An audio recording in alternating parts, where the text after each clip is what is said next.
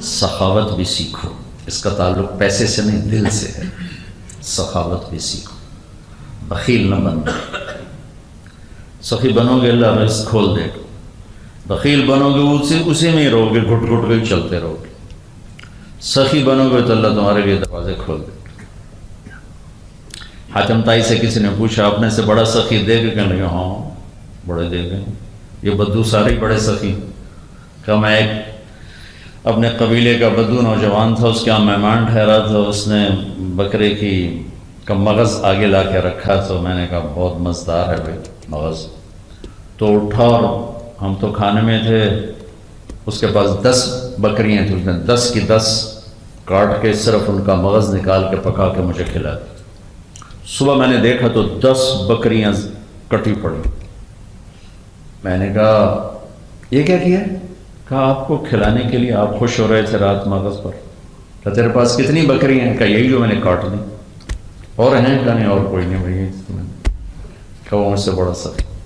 تو سائل نے پوچھا پھر تم نے اس کو کیا دیا؟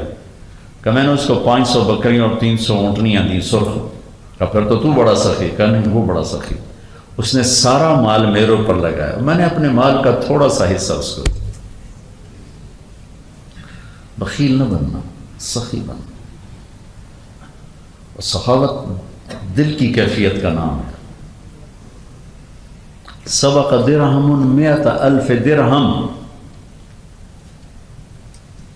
وہ کیسے؟ رجل عنده درہمان ورجل عنده اموال، جس کے پاس 2 تھے اس نے 1 دے دیا، جس کے پاس اموال تھے اس نے 1 لاکھ دیا، تو 2 میں سے 1/2 ہے، ٹھیک ہے نا؟ لہٰذا یہ آگے بڑھ گیا۔ جیسے تبوک کے موقع پر صدیق کا مال اتنا اور عمر کا مال اتنا، لیکن بڑا کون تھا؟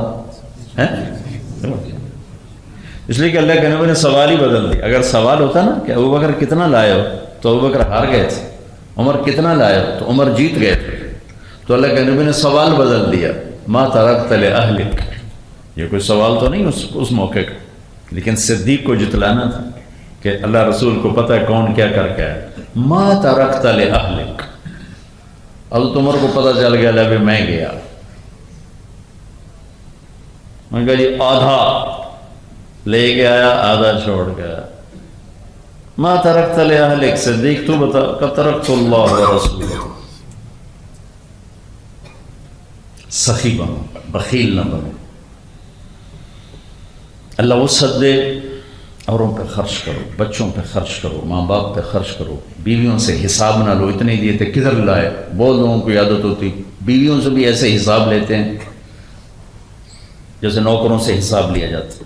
بہت سے لوگ ہیں بیویوں کے ہاتھ میں پیسہ نہیں دیتے، تجھے کیا چاہیے میں لا کے دیتا ہوں، پیسہ نہیں ہاتھ میں دیتے، ایسا نہ کرو۔ سخاوت سیکھو۔ انسان کی فطرت بخیل ہے، یاد رکھو۔ انسان اپنی فطرت، پٹھان ہو، پنجابی ہو، سندھی ہو، بلوچی ہو، انسان اپنی اصل میں بخیل ہے، اسے سخاوت سیکھنی پڑتی ہے۔ کوئی اللہ کے بندے ہوتے ہیں جنہیں اللہ جیسے عرب کی اکثریت سخی ہے، اب تو مکس ہو گیا نا، مکس بلڈ ہو گیا، جو خالص عرب تھے ان کی اصل سخاوت تھی، تو بخل مولوی کو جڑتا نہیں ہے، سخی۔ ہمارا ایک نوکر نوکرانی تھے، نوکر ڈیرے میں کام کرتا تھا، نوکرانی گھر میں کرتی تھی، میاں بیوی تھے دونوں، ماسی میرا چاچا گامو۔ تو ماسی میرا انتہائی بخیل تھی اور چاچا گامو انتہائی سخی تھا۔ وہ جب بھی چائے بناتا تھا نا، دودھ تو ہمارے گھر سے لیتا تھا، تو چینی پتی بازار سے لیتا تھا، تو وہ کبھی کبھار میں نے دیکھا کہ اکیلا بیٹھا پی رہا، ورنہ جب وہ چائے بناتا 2-4 بستی کے اور آومیاں چاہ پیوائیں تو آنا، تو ان کو اس کی اتنی غصہ تھی تو چائے پلاتا تھا بٹھا کے سب کو،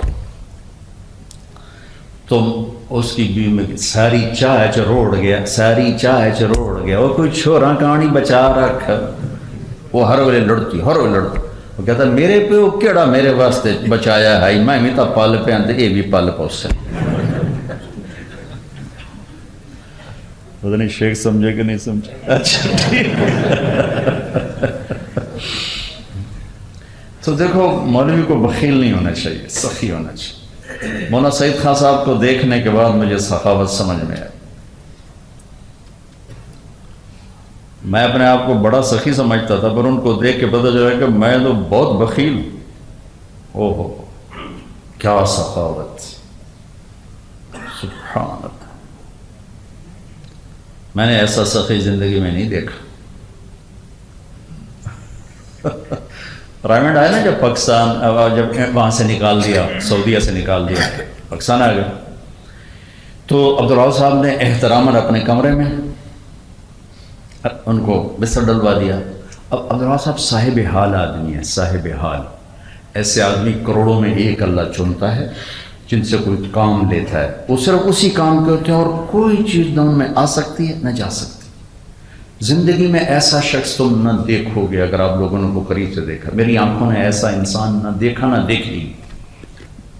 تبلیغ ان کا حال ہے، اور کسی حال والے کو دیکھنا تو اس ہستی کو دیکھ. کرتے میں یہ تھا نا آستین، اس میں بازو ڈالے یوں. یہ ایک واقعہ ہے اور روزانہ ایسے ہوتا ہے. اوپر سے میں آ گیا اور مولانا احسان صاحب یہ یوں اور یوں رہے دونوں بازو، اور یہاں 10 منٹ ہمیں دیکھ کے بات کر رہے ہیں اور ہاتھ یہاں. ان کو یاد ہی نہیں کہ میرے ہاتھ یہاں. لقمہ ہاتھ میں ہے اور پونا گھنٹہ گھڑی دیکھ کر لقمہ ہاتھ میں ہے اور اندر نہیں گیا، بات چل رہی. عجب انسان. کیا نبیوں والا درد ان میں دیکھا، نبیوں والی تڑپ، امت کے لیے بے قراری، ایسا میں نے نہیں دیکھا. تبلیغ ان کا حال ہے. تبلیغ کے علاوہ کچھ نہیں ان کو، نہ سوچ آتی ہے نہ آ سکتی ہے. لہذا انہوں نے کسی کو روٹی کیا پوچھنی، وہ تو اپنی روٹی یوں کھاتے ہیں کہ پونا گھنٹہ لقمہ ہاتھ میں ہوتا ہے اور باتیں چل رہی ہوتی. اس لیے ان پر اب وہ مولوی فہیم صاحب کو اللہ جزائے خیر، ایسا خادم بھی میں نے زندگی میں کہیں نہیں دیکھا. سبحان اللہ. عبداللہ صاحب کی خدمت بہت نہیں کی، لیکن جو مولوی فہیم صاحب کر گئے میں ان کی عظمت کو سلام کرتا، کمال کرتا، اپنے آپ کو ذبح کرتا. میں کہتا ہوں مزاجن عبداللہ صاحب جیسی مشکل شخصیت دنیا میں کوئی، نہ کھانے کا ٹائم ہے نہ سونے کا ٹائم. تو پھر اسے آپ پابندی لگائے، جب آپ کھانا کھائیں گے کوئی آدمی آپ کے پاس نہیں بیٹھا جائے تاکہ آپ کھانا تو کھا لیں. اب انہوں نے کیا پوچھنا. تو مولانا سعید خان صاحب آئے نا تو چوتھے 5 منٹ کہنے کے وہاں میرا بستر یہاں سے نکالوں، یہ تو کسی کو کھانا ہی نہیں پوچھتا.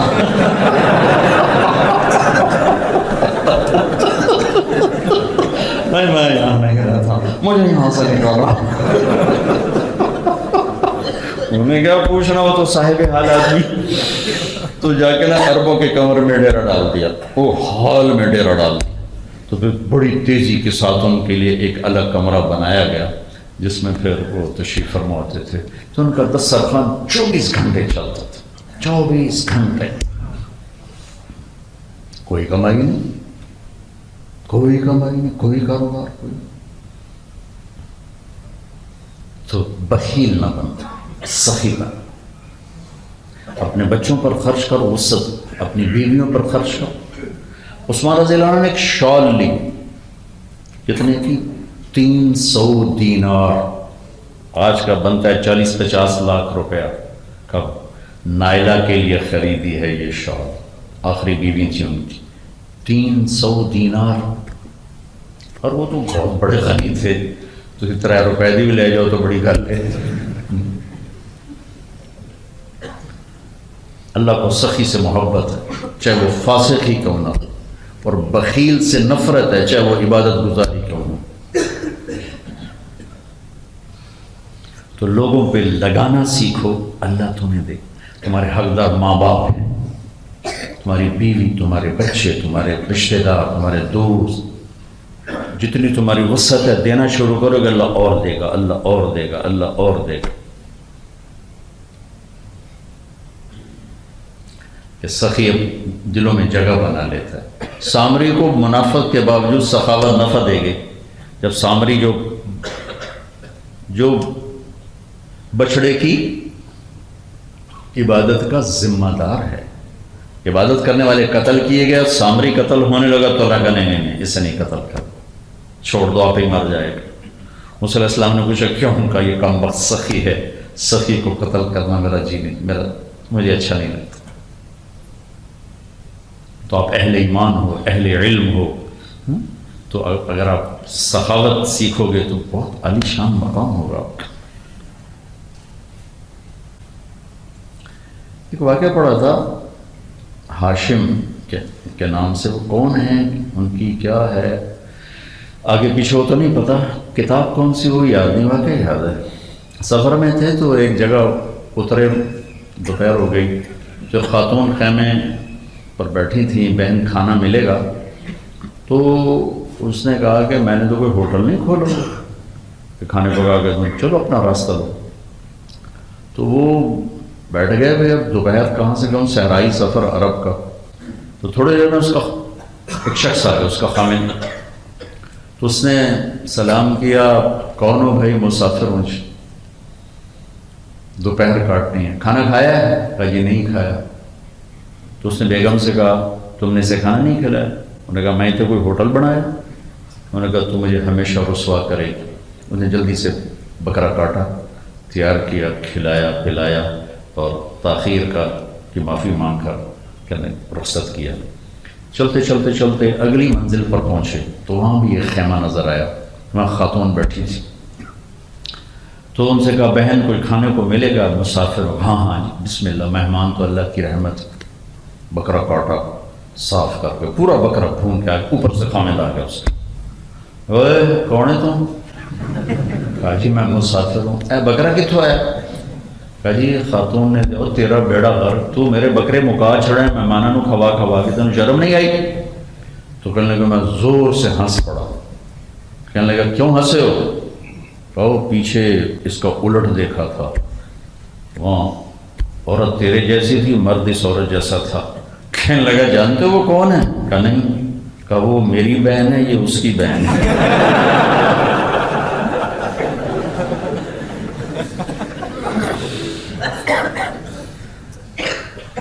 تو بچوں سخاوت سیکھو۔ اس کا مطلب ہے تم ڈھیروں، تمہارا پیسہ نہیں ہے نا، تم لوگوں کی جان سے خدمت کرو، یہ بھی سخاوت۔ تمہارے پاس جان نہیں ہے، تم لوگوں کو اچھی بات بتاؤ، یہ بھی سخاوت۔ تمہارے پاس بولنے کی ہمت نہیں ہے، کسی کو دکھ نہ پہنچاؤ، یہ بھی سخاوت، یہ بھی سخاوت۔ مہمان نوازی سیکھو۔ میرے والد صاحب مرحوم اور ان کے بڑے بھائی، دو ہی بھائی تھے، ان دو بھائیوں کی آباد بستی ہے جو ہماری ہے۔ اللہ تعالیٰ میرے تائے کی مغفرت کرے، بہت میٹھے آدمی، بہت میٹھے، لیکن بہت بخیل۔ میرے والد بہت کڑوے اور بہت سخی۔ تو کوئی اس دور کچی سڑکیں ہوتی تھی، راگیر آتے تھے، مہمان رات کو ٹھہرتے، تو جو میرے تائے کا ڈیرا شروع میں آتا ہے، جنہوں نے ہمارا گاؤں دیکھا ہوگا، ہمارا ڈیرا آ گیا تھا، تو کوئی آ جاتے تو میرے تائے کہتے میاں اللہ باغ دا ڈیرا ادھے ادھے ادھے جاؤ ادھے جاؤ ادھے جاؤ۔ اور میرا باپ بیٹھا ہوتا پریشان، مہمان کوئی نہیں آیا، اللہ خیر کرے، رب ناراض تو نہیں ہو گیا۔ میں نے اپنے کانوں سے سنا کہ مہمان ہی کوئی نہیں آ رہے، کہ نہیں رب تو نہیں ناراض ہو گیا، ہفتہ پورا ہو گیا پرانا ہی کوئی نہیں آیا۔ یہ میرے باپ کا مزاج تھا، کھلا کے خوش ہوتے، دے کر خوش ہوتے۔ اور جو انہوں نے ہمیں وصیت فرمائی کہ دیکھو میں نے پتہ ہے تسی اتنے کوئی نہیں رہنا، تو تبلیغاں کرنی ہیں تے اس ڈاکٹری کرنی چھوٹا، میرا ڈیرا آباد رکھا جے، چاہے تسی اتنے رہو تے چاہے نہ رہو، میرا ڈیرا آباد رکھا۔ تو اب ہم لاکھوں روپے خرچ کرتے ہیں، ہمارا ڈیرا چلتا رہے، بند نہ ہو، جو آئے رات کو آئے، دن میں آئے، صبح آئے، شام آئے، کھانا کھائے، چائے پیے، رات سوئے، صرف اپنے باپ کی اس وصیت کو زندہ رکھنے کے لیے۔ تو بخل تو کسی بھی ایمان والے کے لیے روا نہیں، تو کسی علم والا، تبلیغ والا بخیل ہو تو کوئی اچھا نہیں لگتا۔ اپنی وسعت کے مطابق خرچ کرنا سیکھو، اپنے غصے کو پینا سیکھو، یہ بھی تمہاری سخاوت ہے، معاف کرنا سیکھو، یہ بھی تمہاری سخاوت ہے، درگزر کرنا سیکھو، یہ بھی تمہاری سخاوت، مسکرانا سیکھو، یہ بھی تمہاری سخاوت۔